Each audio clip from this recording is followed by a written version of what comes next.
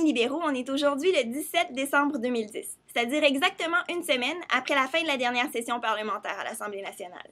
Et puis, je suis sûre et certaine que si, au cours de la dernière semaine, vous avez écouté la télé, écouté la radio, vous avez entendu un chroniqueur politique qui vous a fait sa revue des dernières sessions parlementaires puis de l'année politique 2010 en général. Ce qui m'a frappé, moi, en les écoutant, c'est qu'à coup sûr, il abordait la question du ton des débats à l'Assemblée nationale avant d'aborder le fond de la question, c'est-à-dire les sujets, les débats qui ont animé les différents partis politiques, les différents militants aussi. Puis parce que vous, comme moi, on sait que c'est les idées qui priment en politique, je trouvais que ça valait la peine de vous faire mon propre bilan de l'année 2010. Parce que ça a été une grosse année pour la Commission jeunesse, qui a débuté d'ailleurs avec le dépôt du dernier budget Bachand. Budget qui a réaffirmé plusieurs principes qu'on avait nous-mêmes posés comme des incontournables dans le cadre du Congrès jeune 2009. Des incontournables comme l'imposition de redevances sur l'eau qui vont entrer en vigueur dès janvier prochain. Des incontournables également comme la question du Fonds des générations, comme outil dans lequel on place notre confiance pour gérer la dette québécoise.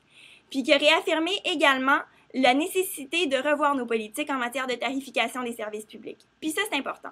Parce que pour les jeunes libéraux, c'est nécessaire que nos enfants, que les générations qui vont nous suivre, bénéficient de services d'une aussi grande qualité puis d'une aussi grande accessibilité que ceux dont ont pu bénéficier nos parents.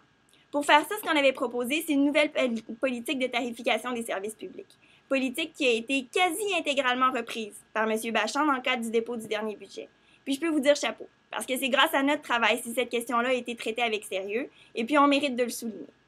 Par contre, l'action de la Commission jeunesse a été loin de cesser avec le dépôt du dernier budget. Au contraire, pour nous, ça a été une rampe de lancement.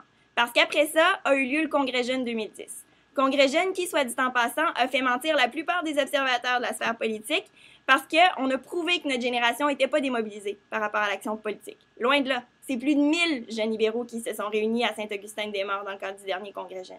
Ce qui nous a permis d'aborder une foule de questions qui sont excessivement importantes de nos jours parce qu'elles touchaient les fondements de notre démocratie.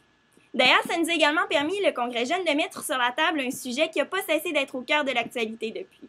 Et puis, je parle là de la modification, de la modernisation du Code du travail, puis de ses dispositions anti-briseurs de grève. Vous savez, c'est nous les premiers qui avons apporté ce sujet-là au cœur de la sphère politique.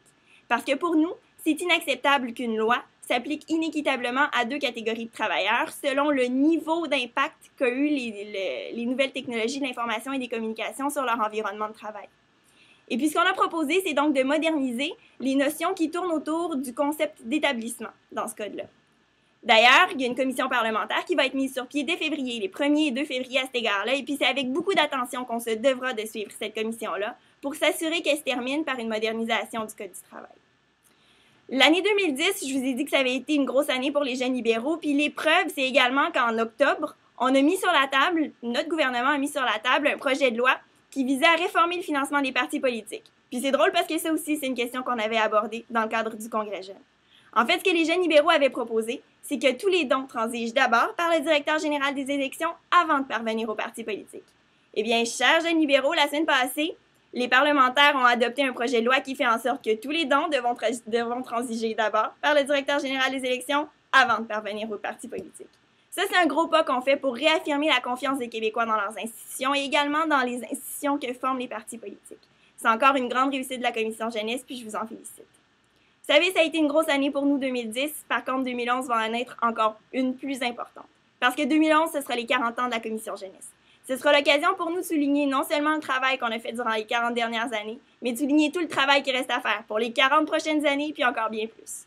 J'ai confiance que tous ensemble, on va être capable de brasser la cage des Québécois, qu'on va être capable d'aborder des sujets que personne d'autre a le courage d'aborder, puis tout ça, on va le faire ensemble. Chers jeunes libéraux, je vous souhaite une excellente fin d'année 2010, puis je nous souhaite tout le meilleur pour la prochaine année.